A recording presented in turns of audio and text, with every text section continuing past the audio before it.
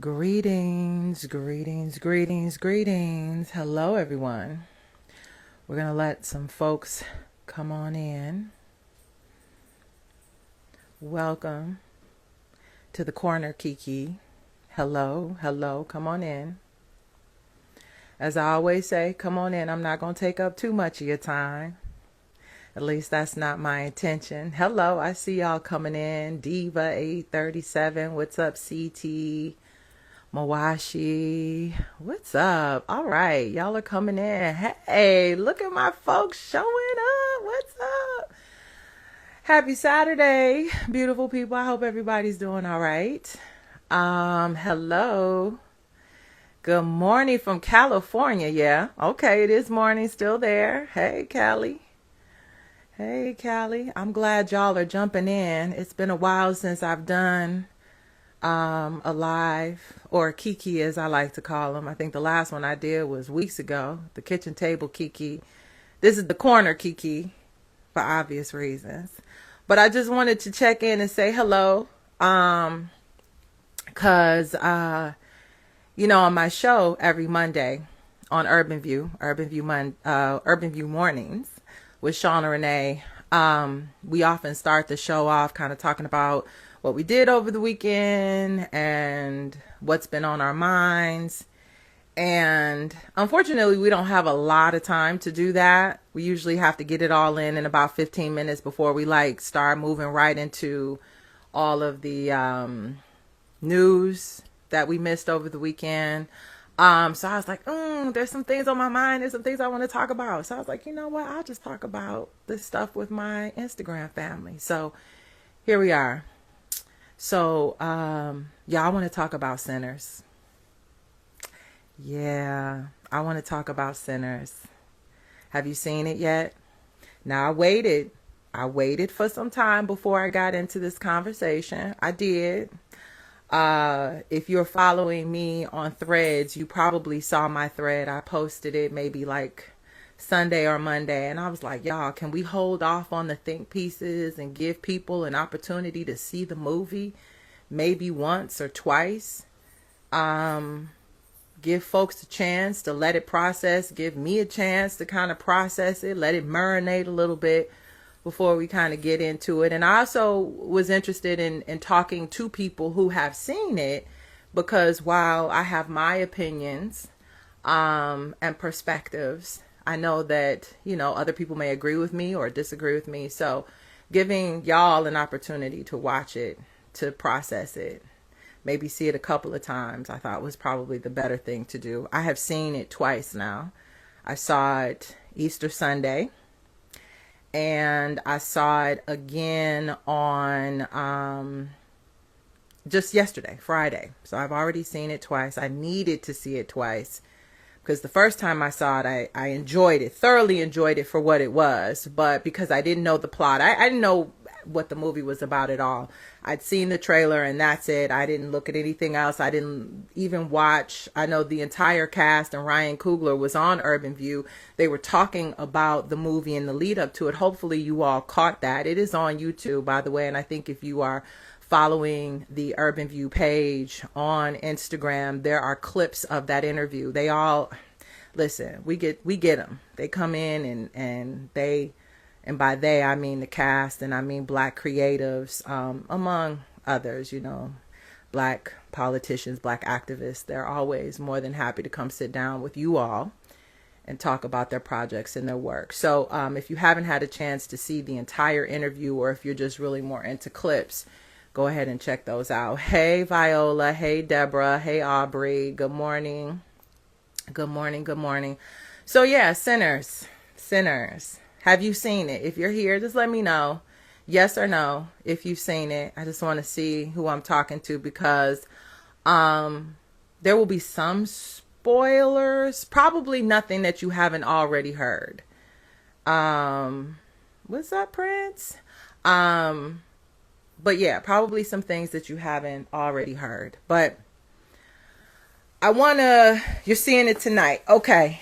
All right. So Deborah, I'm going to try really hard because I want you to hang out. So I'm gonna try really hard not to give any spoilers that will ruin the movie for you. But hopefully what I am about to share will kind of help you as you watch it the first time. And then I promise you, if you keep in mind some of the things we're going to talk about, you're going to want to go back and watch it again.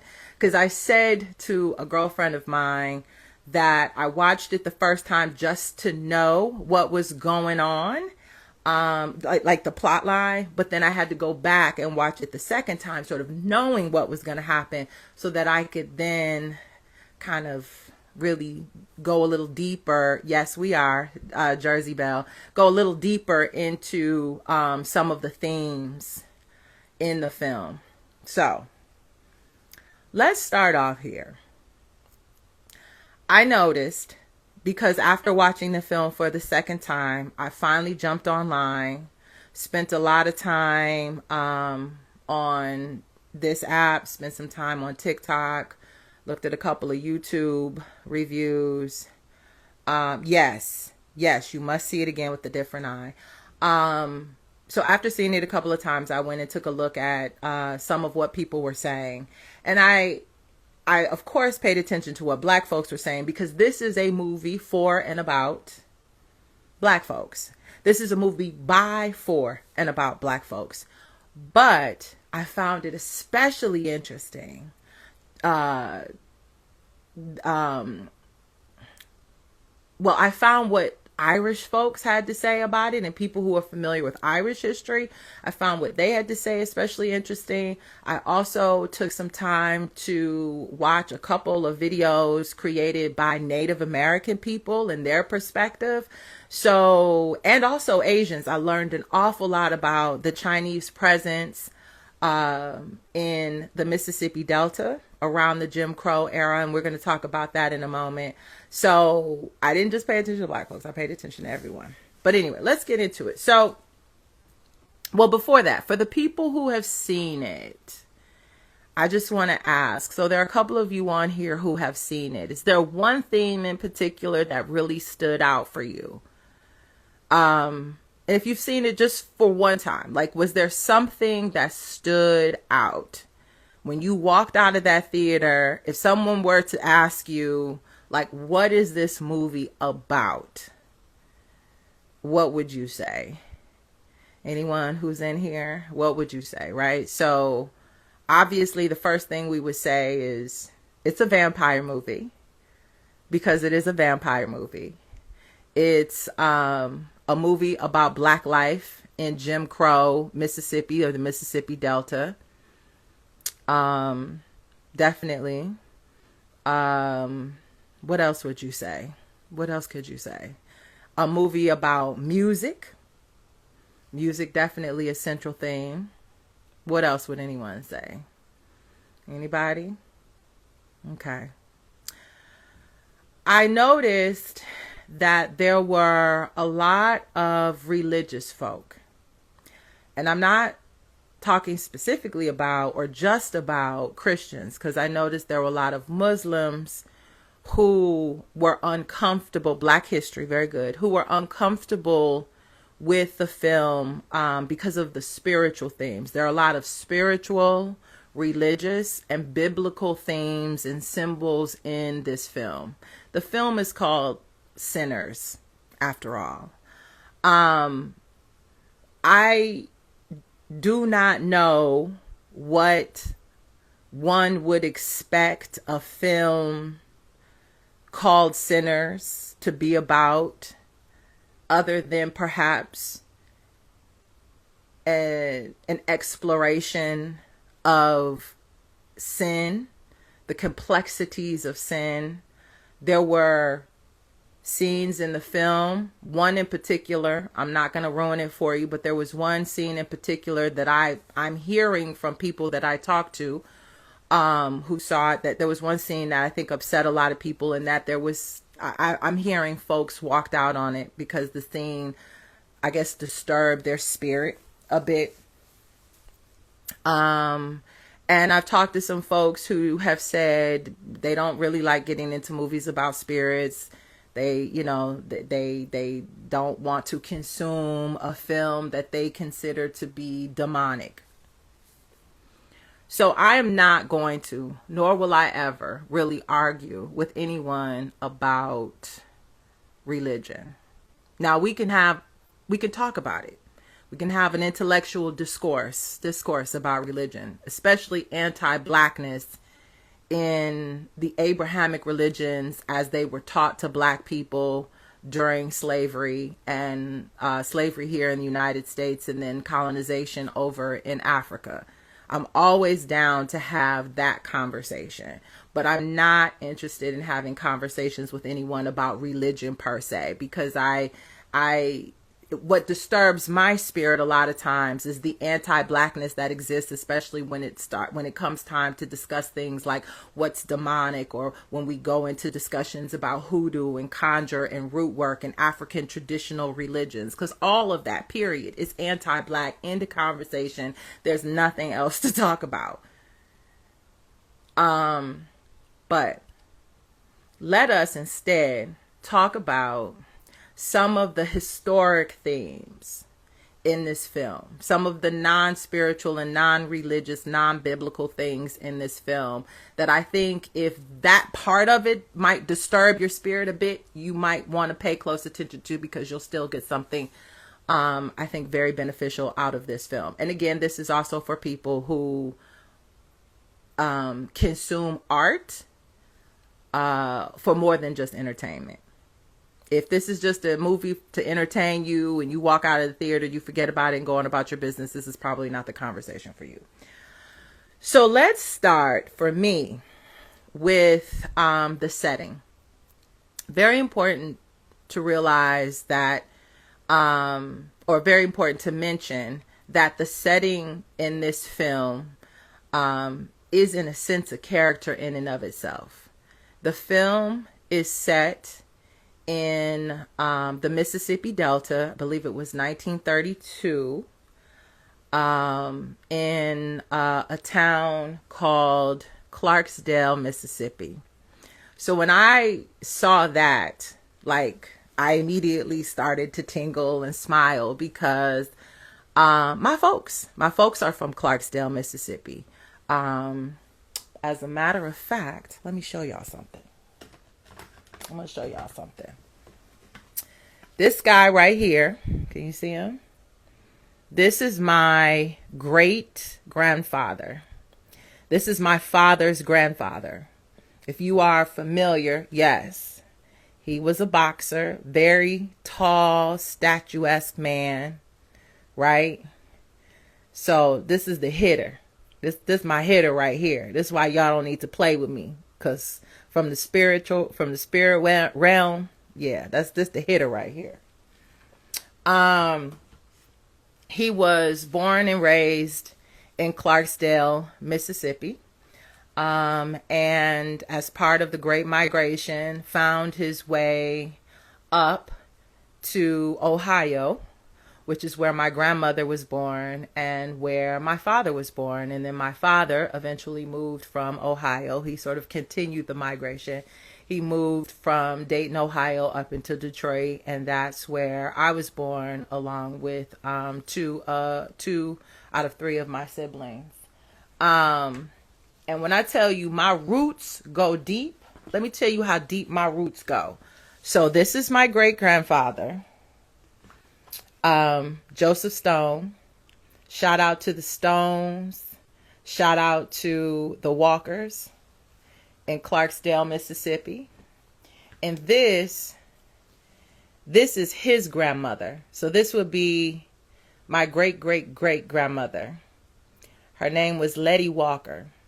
She was born into slavery. She was once an enslaved person, and then she eventually became a landowner, honey. No mortgage, owned her land in Willis, Mississippi outright. Willis, Mississippi is about 20 minutes outside of Clarksdale, Mississippi. So for me personally, watching this movie, I knew I'm watching a movie about my folk.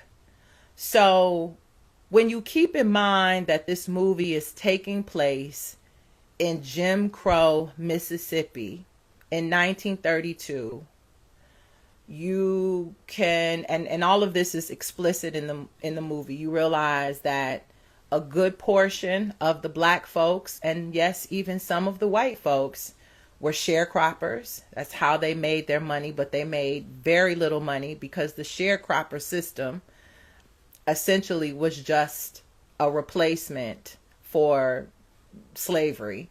People rented the land, but they were paid only 50% of what they picked. Like 50% of what they picked was worth. They ended up owing people who owned the land money for the tools that they used. So folks were still very poor. And many sharecroppers were indebted to the plantation owners for their entire lives.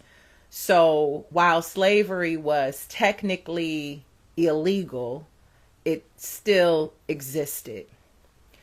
During this time as well, and this is also explicit in the movie if you catch it, during this time as well, this is we're out of Reconstruction now. So we're out of Reconstruction. We're into Jim Crow. Vagrancy laws were causing a whole lot of havoc in the black community as well.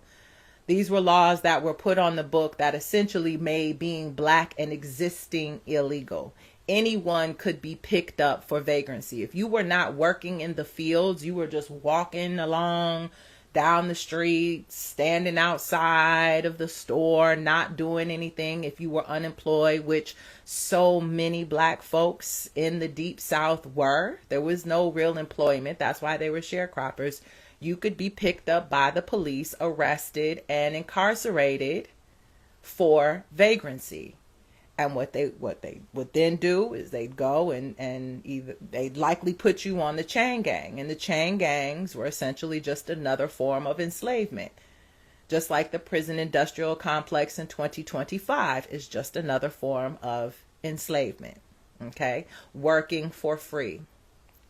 So you had black folks at this time either working in the fields, or a lot of them, unfortunately, were incarcerated. You did have folks, that's not to say that that's where all black folks were, that was the condition of all black folks, but the majority of them were dealing with these things, were living under these conditions. So let us also remember, so if you want, so I just mentioned this because if you're looking for something, like if you want to do some deep dives, you want to do some studying and you haven't already done it, go back and do some study and some research on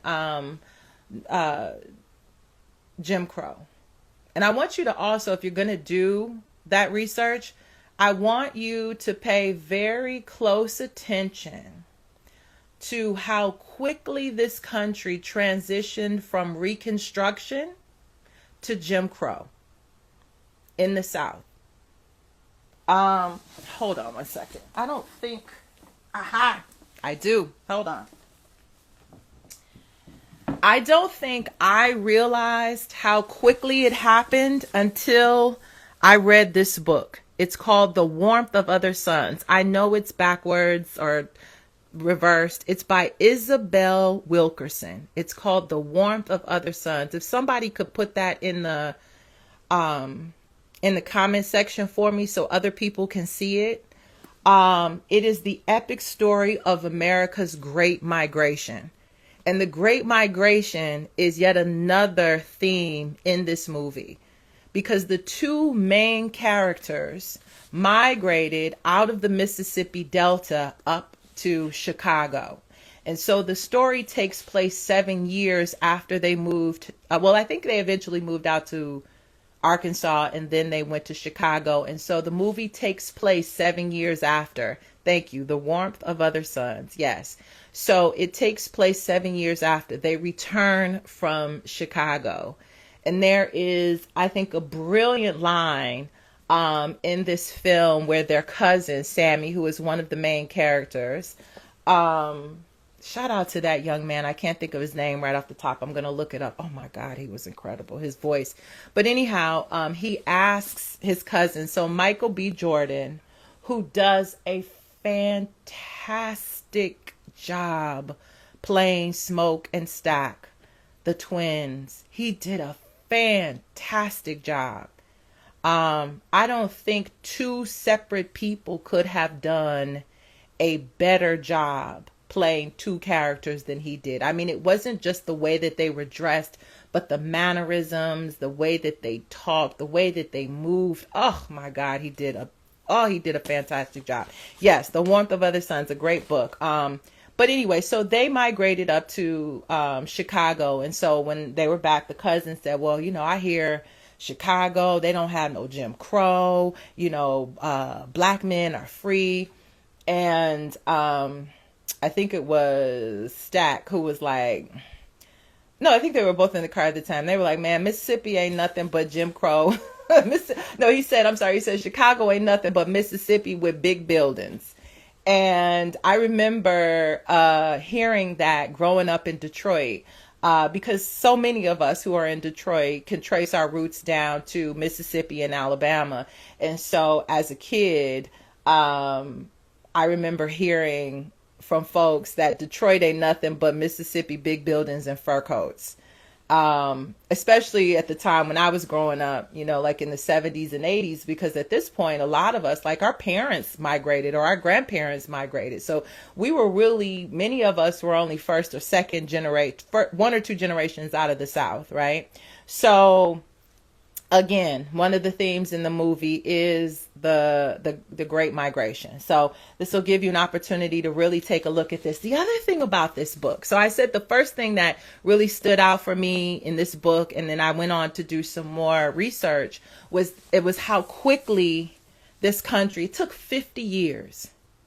It took 50 years for the South to transition from Reconstruction, which was the time when Black people were no longer enslaved.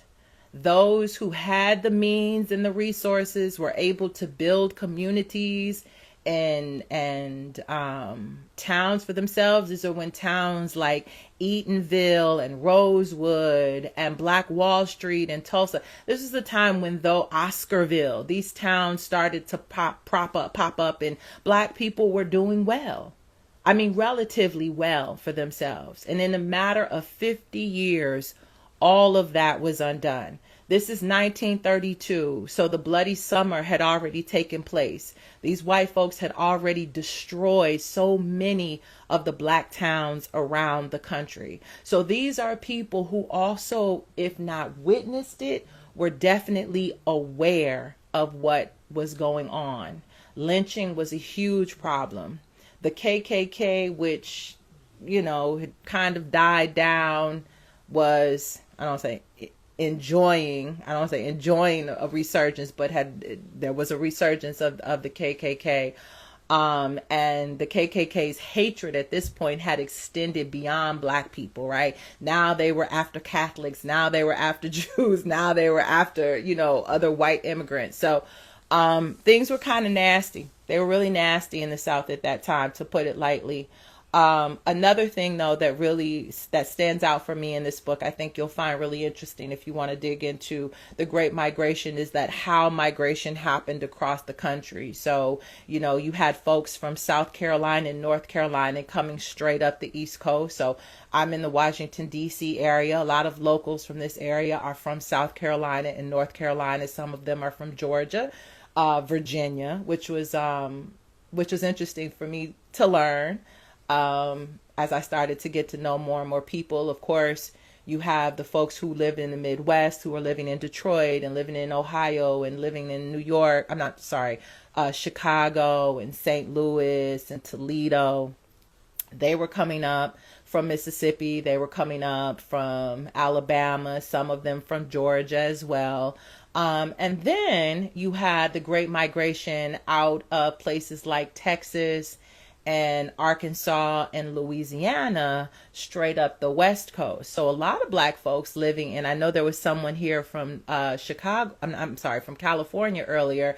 Chances are, if you were born and raised there, or you're second or third generation out of California, chances are you can probably trace your roots down to Louisiana and possibly Texas. So there were like three kind of major lines up from the south into the north. So that was something I didn't know that I learned in this book. So yes, let's focus on the Great Migration as a theme if the spirituality and the religious stuff is too much for you. The other thing that is important to remember, and maybe you can do a little reading before you go see the movie a first or second time, is that 1932 was moving into the last year of Prohibition. So Prohibition ended in 1933. And so this also plays a big part because the twins come down with Italian wine and they come down with Irish beer. And this is a huge deal. Again, the reason the folks down south are drinking corn whiskey is because all of the other alcohol is illegal. That's why my brother, when he got a taste of that beer, was like, oh, for all of this beer, I'll come play at your juke joint. That is because they did not have access to alcohol. And so to have these two twins come with all of that beer and wine, that was a huge deal. And that was, I think, enough to get people interested in visiting their establishment. So, Prohibition is something else I think is really interesting. I really want you, if you're interested, to go and take a look at the history of Prohibition and where it comes from and why it did not work. Born and raised in California, mom from Texas, dad from Alabama. Okay, so yeah, mom came to Cali in 1944, so she absolutely was part of the Great Migration, indeed. So yes. Then, if we're going to talk about the Great Migration, we're going to talk about Prohibition, then you can also maybe do some reading and studying of the Irish and the Italian, the conflict between the Irish and the Italian, especially in Chicago, which is where they were. The brothers were up there messing around with Al Capone. The Irish and the Italians, both immigrant populations. At that time, they had not been integrated into whiteness. There's a little something else for you to start digging into, like when certain European immigrant groups started to be accepted into this idea of whiteness and why they were brought into or under the umbrella of whiteness. So they were beefing. They were beefing hard. So if you saw the movie, I think it was, I don't remember which character it was, but one of the characters was like, oh, okay, so you got Italian beer and you've got, you've got Irish beer and Italian wine. Clearly you were playing these two factions against each other. So I see you on that shady shit. Okay. So again, something else. Another thing that stood out for me that you might want to think about studying is that Smoke and Stack were World War I veterans. Throughout the movie, they were referred to as soldiers. They talk about having seen the world. So we can assume that, yes, that they had, they had enlisted and probably had fought in World War I. Now, we don't often hear about black folks fighting in World War I. We hear a lot about black folks fighting in World War II, right? We hear about the Tuskegee Airmen, for example. What was it? 3888. What was the film that Tyler Perry just did? Y'all have to excuse me. My mind, I didn't really take notes. I just wanted to come in here and just kind of vibe with y'all. So, but there's been lots of books written, lots of studies done, and lots of films about black people in World War II, but not necessarily World War I. Well, if you want to do some of your own family history, you may discover that some of the folks in your own family actually fought 6888. Thank you. That's it. Some of your own folks fought in World War I. So I'm going to show y'all something. So you may remember, if you're here because you're also familiar with my father, that He had the great fortune of going on Henry Louis Gates' program, Finding Your Roots. If you have not seen that episode, go look it up. Changed our family's lives. And as what I kind of consider myself sort of the family historian, I am definitely the keeper of the ancestral altar in this family. And so it completely shifted and changed my life. But one of the things that we did know, so I have a book. So my sister put together a book. This is his book of life. And I'm going to show you something here. Now, again, you're probably not going to be able to read it or see it, but this is my great-grandfather's World War I draft registration from 1917. So it's his name, where he lives, where he was born, Clarksdale, Mississippi. He was born April 2nd, 1895. I'm looking for an actual date on this thing. It says 1917, but I don't see an actual date. But maybe you can do a little bit of research. My other great grandfather, on my mother's side, my grandfather's father, also was enlisted during World War I, and he was a cook. He was a cook in the army. So the black folks were there, they were fighting, and then imagine, they were fighting in the war on behalf of America and came back to Jim Crow. So maybe doing a bit of studying about black folks in World War I. Now, excuse me for a second. One of the other themes I think is worth considering in this film is that of music.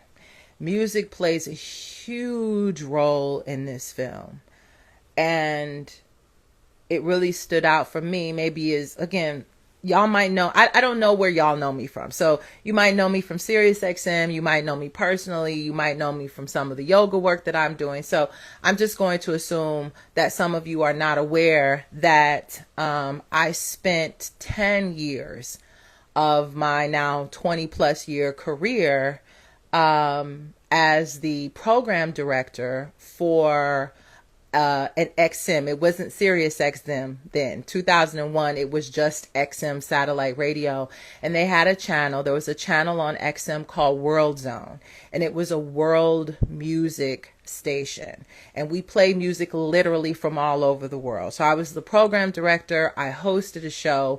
And part of my job was to travel all over the world, covering world music festivals, interviewing artists, and introducing Americans to international culture. So I'm talking, child, from bossa nova down in Brazil to Bhangra in India to Tuvan throat singing to child, everything in between. The only form of, I used to say, the only form of music that I just, on the planet that I just cannot tolerate is bagpipe, Scottish bagpipe music. For whatever reason, I can't do that. But anything else I know about, I've heard, and I've studied. In fact, I often will joke and call myself an armchair ethnomusicologist. And prior to doing this work, I had no idea what ethnomusicology was. I did not even know it was a discipline. But as I traveled the world and I started to notice that I was showing up in places with a lot of the same people, and we got to talking, I realized that these folks were ethnomusicologists who traveled the world, and many of them spending a lot of time here in the United States studying music and culture, or music as culture. Now, some of them study like the scales, the pentatonic scales and certain vocal techniques, and some of them are more focused on culture. So I bring this up just to let you know why this was very interesting to me, because The more I learned about international music, traditional and contemporary music, especially African music, the more I became interested in the history of African American music. Because another thing that stood out for me when I was traveling and going to these places was that I was often the only Black American person. Most of these people, these ethnomusicologists, I'm going to say 90% of them were white men who just traveled the world studying other people's culture and other people's music. They're sort of like anthropologists in a way. There were almost no Black Americans, and I was often the only Black American woman for sure, and I was young at the time. And so I was often met with suspicion. I was often made to feel like I did not belong. Because I was Black American, and so why would I be engaged in this, this advanced discipline? And that because I was Black American, like I didn't have a culture, like I didn't have anything worth studying, or I couldn't relate because I had no culture. It was very interesting. Maybe I'll talk about that in depth later on. But it did give me, I became very interested in Black American music and Black American culture as a thing. So I am someone who believes that Black American culture is in and of itself a thing. Right? So you have people who are of African descent. We are people who are from the diaspora. And many of the things that our ancestors brought over with them from Africa remain in our culture. But African American culture is a mixture of that. It is a mixture of the European and the Native American cultures that we encountered. And then it is also a direct our culture is a direct reflection of the conditions that we were forced to live under. And that is another huge theme in this movie, and something that I want you all to kind of go in with and to think about as you come out of. So as I started to do this studying of Black American music, there was a theme. I studied Negro spirituals. Well, I studied the influence of African music on African American forms of music. So from the Negro spirituals to the blues to jazz to country music to Zydeco music to R&B and soul music, all the way to hip hop, and even some of the music that is being created now that we're kind of throwing under urban and hip hop music, but maybe eventually will be labeled as something distinct. Doing all of that, studying that, paying close attention to that, learning more about that got me to really understand that every African American form of expression comes from pain. It is born of pain, but it is a form of, it is born of pain, but it is an expression of, the deep desire to find joy in the midst of all of that. And so what I found especially interesting, and I keep saying that because I found so many things interesting. Y'all still with me? Okay. What I found especially interesting is that in this film, blues music was often referred to as the devil's music. Sammy's father was a preacher and was like, you gonna go down there with all them drunkards and sinners. If you aren't careful, the devil is gonna follow you home. We hear a lot of that. You should be using your gifts to uplift God. You should be using your gifts in the church. And if you ever hear interviews or have an opportunity to talk to musicians, especially ones that come from the church, they often talk about that. They often talk about how torn they were when having to make a decision between using their talent for secular purposes versus religious purposes. Again, I'm not going to get into that here in this space. This may be a conversation that we'll have on the Patreon. So if you're not following me and you are a Black woman, you can go on over to Patreon, Free Black Woman. Maybe we'll have that conversation there. And if we do, I'll put it up on YouTube so the brothers can participate in it as well.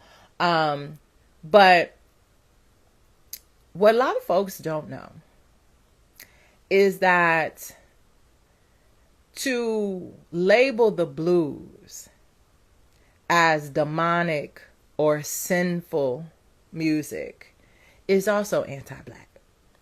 Because the blues, though a very distinct form of African American expression, it is a music that can be traced back to Mali, to traditional music in Mali in West Sub-Saharan Africa. Ali Faraka Touré to Narwin. There are a lot of artists that come out of Mali. In fact, there are some albums called Mali Blues because the blues did this really interesting thing that happens, especially with Black music of the diaspora, right?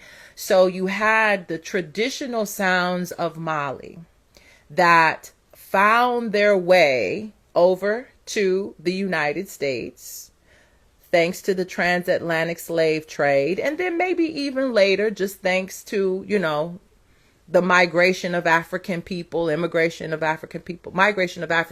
to the United States, sort of pre and post-colonialism.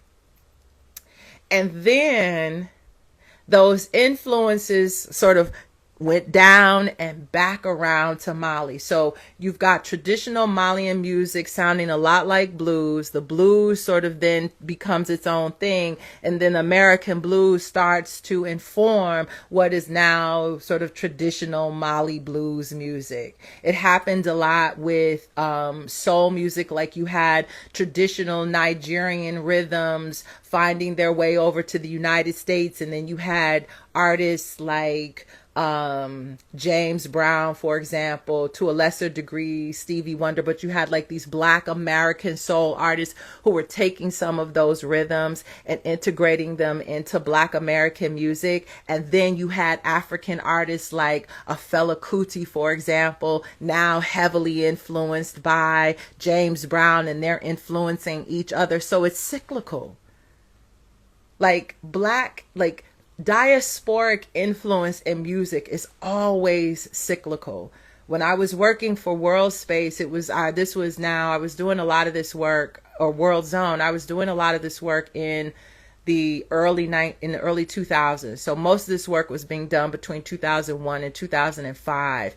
And so at that time too, I started to see how Black music, hip hop music, was affecting a lot of French artists, and the French artists were starting to create like French hip hop. And so that French hip hop was becoming really popular in French speaking African countries, because the French hip hop was being done by West African immigrants who were in France. And so then it became really popular. And then you have places like Senegal who had this like blossoming hip hop culture. And then that music started to flow right back up to the United States. It's all connected. Look at the Afro beats movement right now, right? Look at the children of all the West African immigrants, or the first generation, or the actual immigrants themselves coming to the United States and bringing their music and how it's influencing. Y'all hear what I'm saying? Okay. So, music plays a big role in this.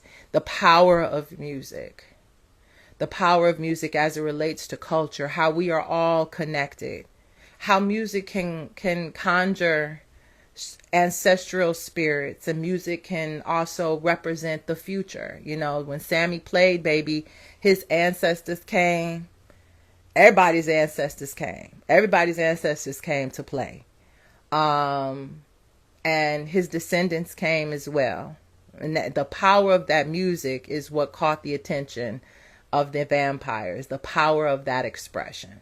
So again, you may want to spend some time looking into the history of your own music. And the reason I want us to maybe try to shy away from or reconsider, y'all know I'm big on reconsideration and interrogation. The reason I want you to reconsider or interrogate the way we refer to non-religious music in our culture is because those references, those things were taught to us. They were taught to us.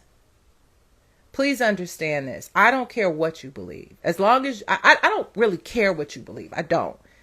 Again, I'm not going to get into a conversation about religion here. What you believe is what you believe. What I believe is what I believe.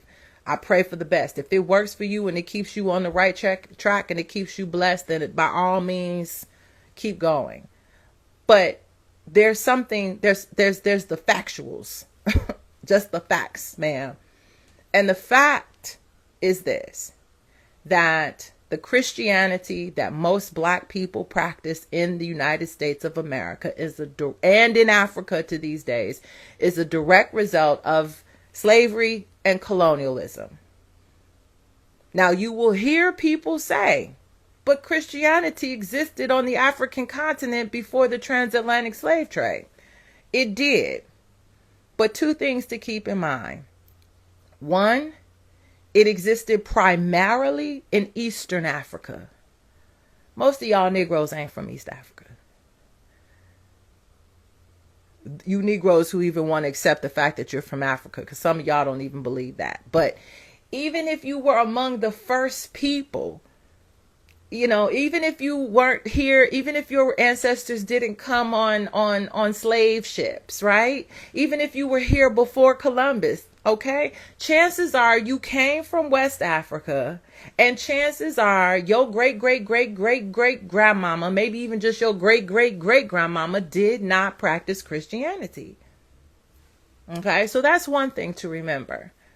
The second thing to remember is that the Christianity that is practiced, all of the Abrahamic religions as practiced, and I think Islam, we can include Islam, maybe Judaism. I'm not really familiar with Judaism, so I'm not talking about Judaism with any certainty. But if you are familiar, please feel free to drop a video and tag me so I can learn more, or send me a link to something on YouTube that exists so I can learn more. But it is not the same form that was practiced in Africa, despite where you were from. Even if we have some indication that Christianity did move its way west, it's still not what you're practicing. The form of Christianity that black folks are practicing is a direct result of, hold on, are you ready? The Haitian Revolution. Did y'all know that? It is a direct result of the Haitian Revolution. The one that took place down in Haiti, the one in which the slave revolts in Haiti, that resulted in Haiti becoming the first black nation in the Americas. I'm going to give you a real brief, real quick history because I want y'all to do a deep dive if you're interested. The Haitian Revolution takes place. What we know about the Haitian Revolution is that in Haiti, the enslaved people were sort of left to practice their own religion, right? These folks in Haiti, the Spanish and the French, didn't even believe that black people were human. Did not even believe or consider they had a soul. So they really had no interest in converting them to any religion at all. You're not even human. What soul are we saving? So they just went on ahead and let the Haitians, let the Africans do whatever it was that they were doing. And so the Africans did what they were doing. And they were practicing their traditional religions. Many of them came from what is now known as Benin. They were practicing Vodou, which is another form. we know voodoo, right? We hear voodoo, but let's say like Vodou is the grandmama, the mama of voodoo as we know it. So they were practicing it, and they got to conjuring those folks, their spirits. They were strengthened by that, and they let the French have it. And that was just one revolt. I mean, it didn't happen overnight. It happened over the course of years. And there were many other slave revolts happening in the Caribbean and in South America as well. Hold on one second for me. Hold on one second for me. Hold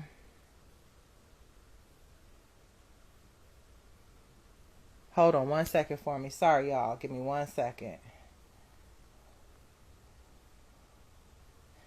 Don't go anywhere. Don't go anywhere. Okay.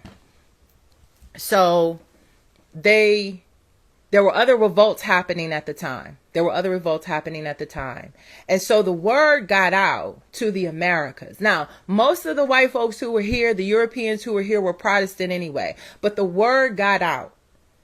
And they said, listen, number one, y'all are going to have to make sure your Africans, the ones y'all got, if you want to prevent any kind of revolts from happening, you got to make sure they cannot sing, they cannot drum, they cannot dance. Don't let them do none of that shit.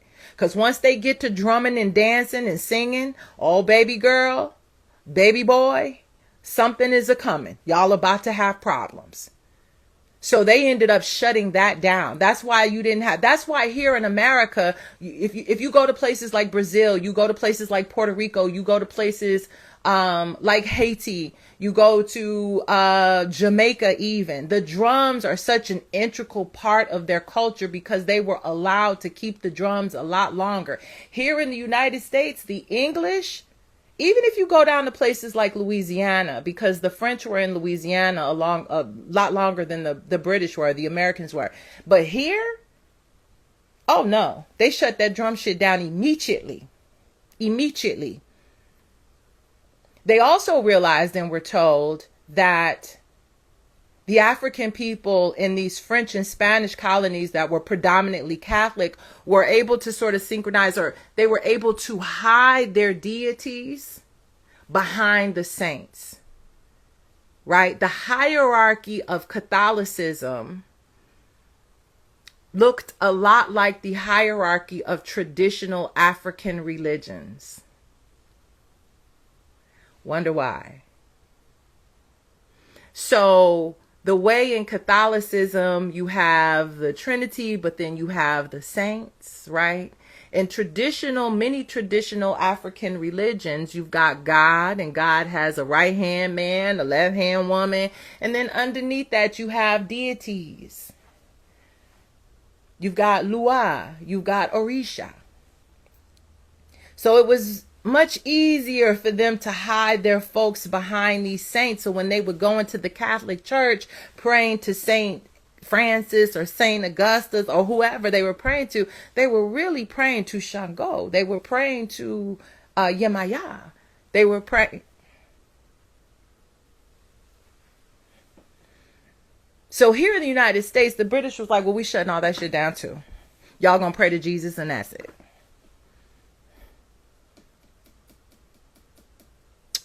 So this is one of the reasons why Black folks in the United States of America, African Americans in the United States of America, are predominantly outside of New Orleans, are predominantly Protestant.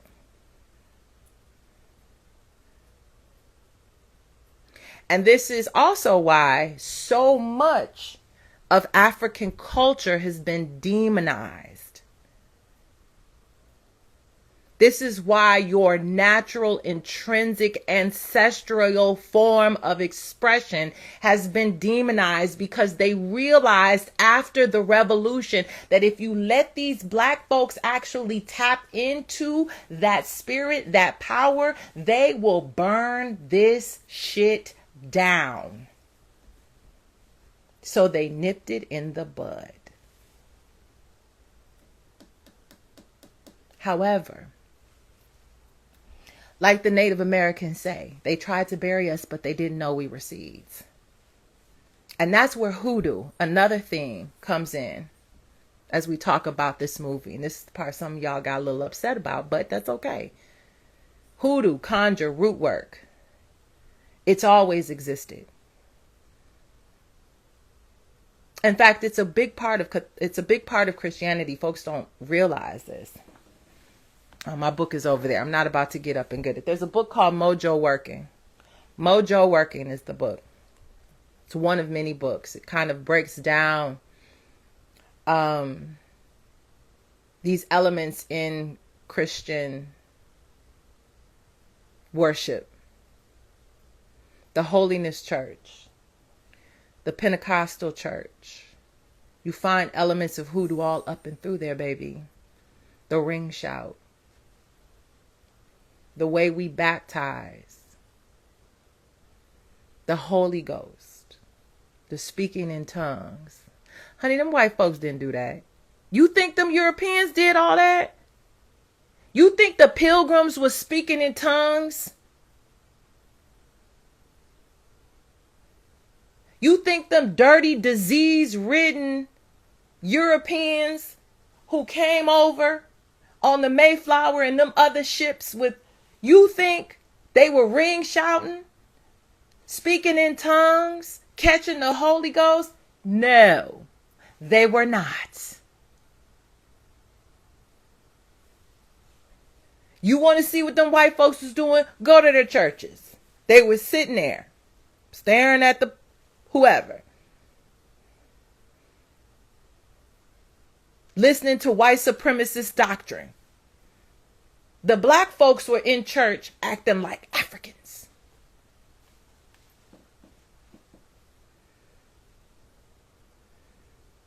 And they knew that there is such tremendous power in that. If you've ever been into a black church and you've witnessed any of that, you know there's power in that. Your great-great-great-grandmother knew how to use root work, for example. Everybody thinks that root work is demonic. Everybody thinks, oh, she put roots on her, the juju and stuff. No, honey, that root work was used to save people. The root work, most of the root work that was being done on the plantations was being done by midwives and doctors. That's how they were able to save. They knew how to put them roots together and create them salves and heal. It was healing. It wasn't magic. It was medicine. But because our ancestors realized that God's spirit and presence is in everything, including the roots, we was able to do a little something extra with it. Your great-great-grandmama, in order to protect her daughter from being raped by the master, might have used a little root work and conjure to keep shit from going down. This is how we protected ourselves. You are here. You are here not just because of your great grandmama's prayers. You are here also because of her works.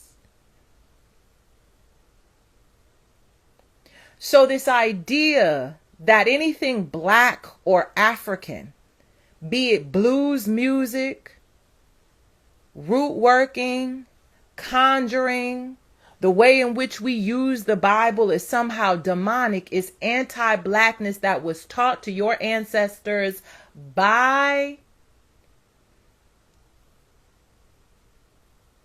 these crazy white folks. Or by those crazy white folks. By the colonizers. By the enslavers. I didn't want to get into that. I'm sorry. I did not want to get into that, but I just had to bring that up because those are some of the other themes that are present in this movie. And I think that is a lot of what Ryan Coogler is attempting to say and asking us to really think about. Sin.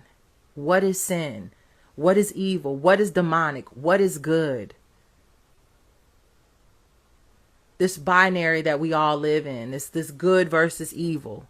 If it's this, it's good. If it's that, it's evil. It's never that simple. It's never that simple. It's perspective, and it's what you know, and it's what you taught. When I thought somebody asked me, well, who do you think like came out of this whole entire movie? Who do you think came out of this movie the winner? I was like, okay, that's a really interesting way of thinking about it, the winner. I said the two winners, if you're going to pick a winner, I would say were Annie and Sammy. The two biggest sinners. Well, beside the twins. And I think to a certain degree, Smoke as well, who was protected by Annie. Annie was not afraid of the next realm. She was not afraid of death. She welcomed death. She made her husband promise to kill her so that she could move into the next realm. Annie was there with her daughter, her child, and invited Smoke in. Not stuck with the vampires. And then Sammy. Who knows what kind of life Sammy would have lived if he had decided to head to the next county over and use his talent simply for the church. He might have ended up living and dying a sharecropper. Who knows? And who's to say that's good? Who's to say that's bad? But this man lived a long life.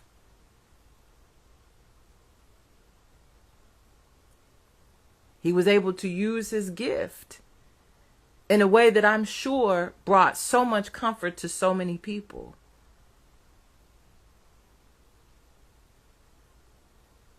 That's kind of how I thought about it.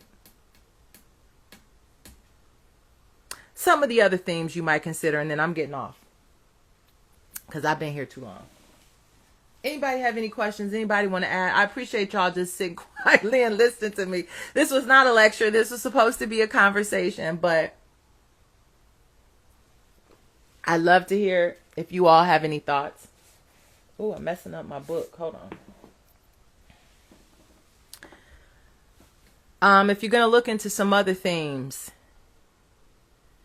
I'm studying. I find this whole, the Irish theme, and the songs that were chosen, the Irish songs on the road to Dublin,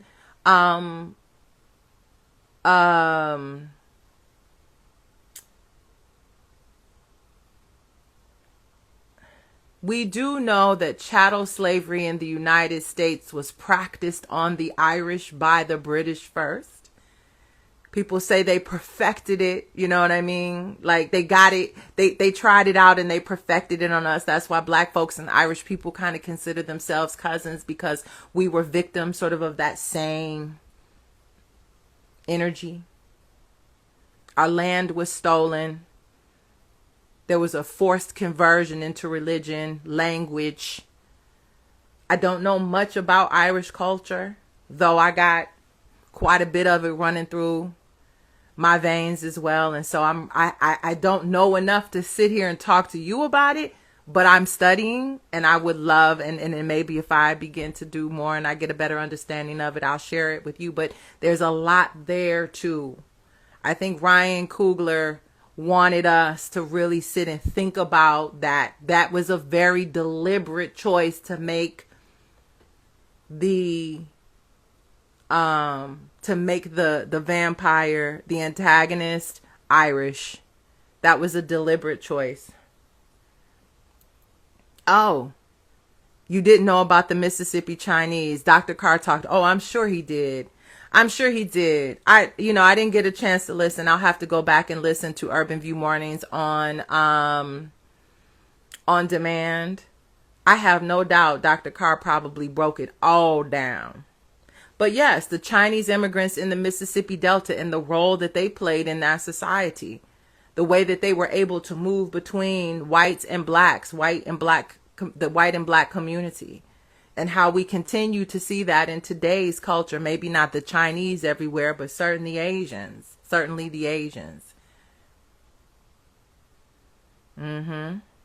Definitely. That's another thing. The Choctaw and the Irish also have a connection. The Choctaw, the Native American vampire hunters that knocked on the door was like, ma'am, you got a problem. And since they were part of the Klan and they were already convinced that the natives were bad people, sent them on their way. Well, they didn't send them on their way. The natives was like, oh, sun going down. You on your own. And they left. But I didn't even realize prior to this movie that there was that connection. The Choctaw, now by that time, most of them were already in Oklahoma. They were moved. So their land, that's that Mississippi Delta, Alabama, that was their traditional land. They were moved from that land during the Trail of Tears up to Oklahoma. But several of them did remain in that area, in that Delta area, Mississippi and Alabama. And from what I've read, those who had resources in the Choctaw Nation actually shared some of those resources with the Irish during the Great Famine, the Irish famine, the potato famine. Was it the potato famine? So there is a Choctaw-Irish connection. So listen to me, and I'm gonna get off and I say this. I'm not saying that every film you see, or even this film, you have to do any kind of deep dive. I'm not saying you can't just go to the film and enjoy it for what it is, right? Entertainment is entertainment. And if you are only there to be entertained, you will be entertained, and that is enough. That's fine. But I want you to realize that this man, and by this man, I'm talking about Ryan Coogler, and I'm talking about everybody involved in that movie, because for that entire cast to put in those performances, you know they did some work. You know they studied. When I sit here I've been here for an hour breaking down for you theme after theme after theme after theme after theme in this piece. This man put in work. This man put in work to give us this gorgeous piece of art that it's likely your grandchildren, certainly your children, will be talking about.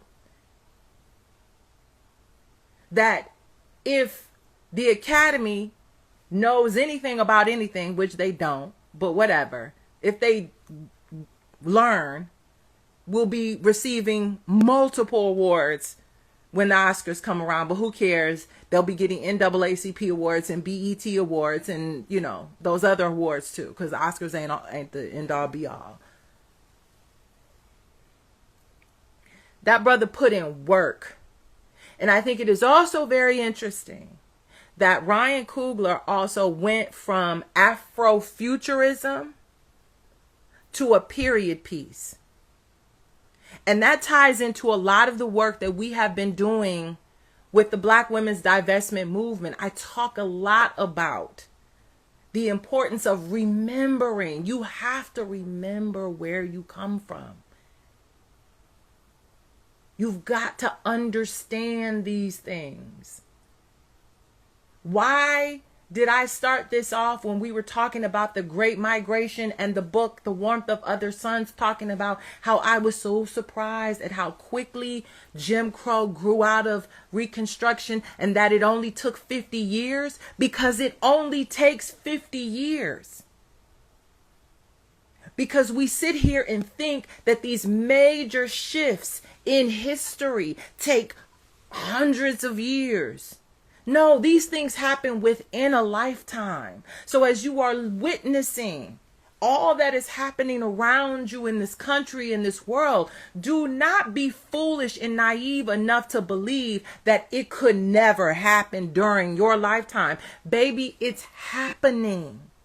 And what history has taught us is that if you don't get off your ass, and I don't necessarily mean head in the streets, I'm just saying off of your literal or your proverbial ass and do something now, the next thing you know, you're going to turn around and we are going to be, somebody's going to say it only took a lifetime to go from the civil rights era to whatever the hell it is we're moving toward now.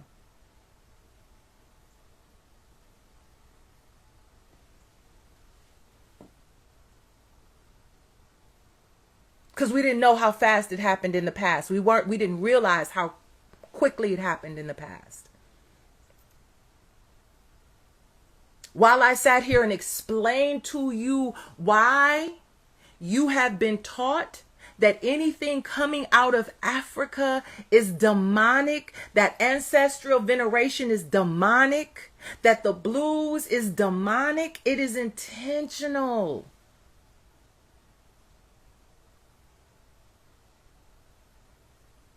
Do you think people who didn't even believe your ancestors had a soul really gave a fuck, pardon my French, about its salvation?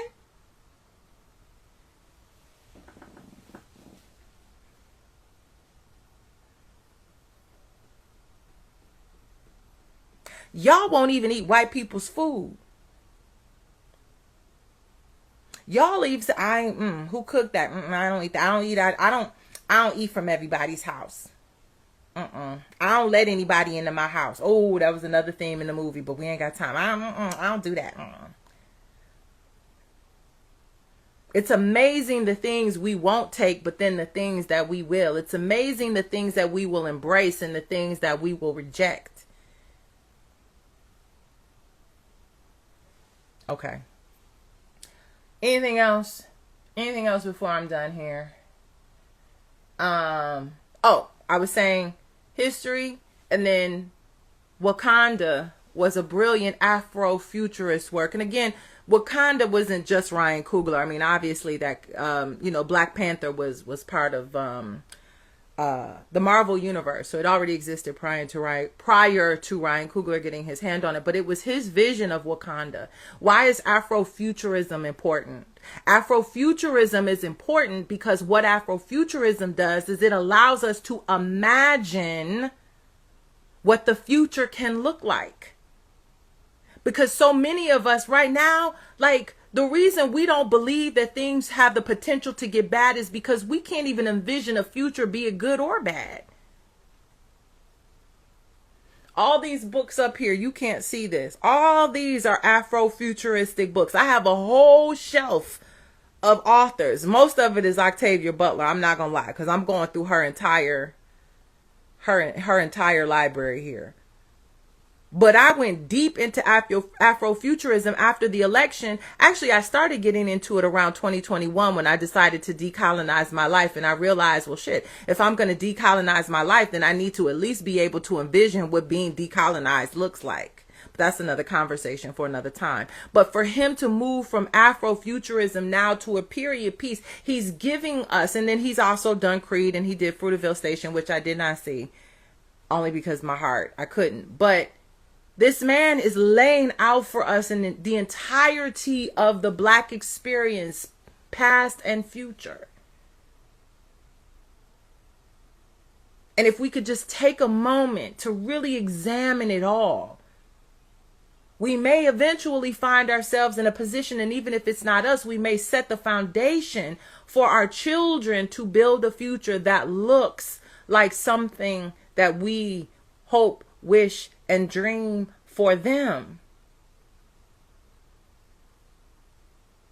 This is why art is important.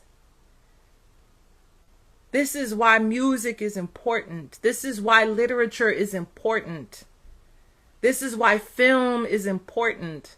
This is why some of these television shows, Lovecraft Country, this is why these things are important. This is why even social media is important. This is why talk radio is important. This is why it is important to have a Dr. Carr on, because he's a historian. This is why it's important for someone like me who studies culture. Is important. This is why your experiences are important. This is why going back and learning about your ancestors, learning about the people that you come from is important. Baby, this is a farmer and a fighter.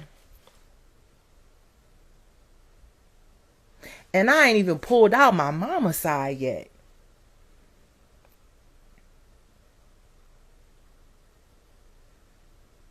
Y'all scared of your ancestors. I ain't scared of my ancestors. Now, you might need to be scared of my ancestors, but I ain't scared of my ancestors. Yes, honey, I'll save it. And then, thank you, Kamisha. I will save it. And then you can come back and share it. I know y'all learn, and again, I'm not trying to convince you or nothing. Because one of y'all got on here and told me I was familiar spirits and all this other kind of stuff. I said, look, I'm not trying to convince you of anything.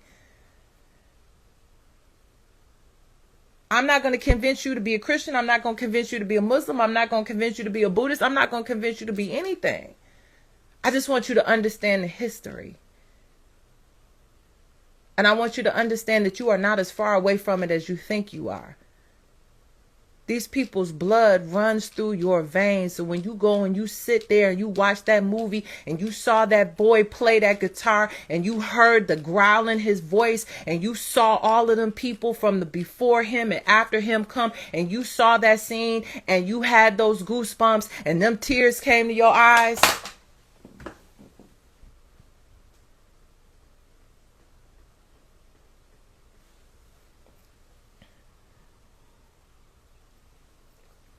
Y'all have a blessed day.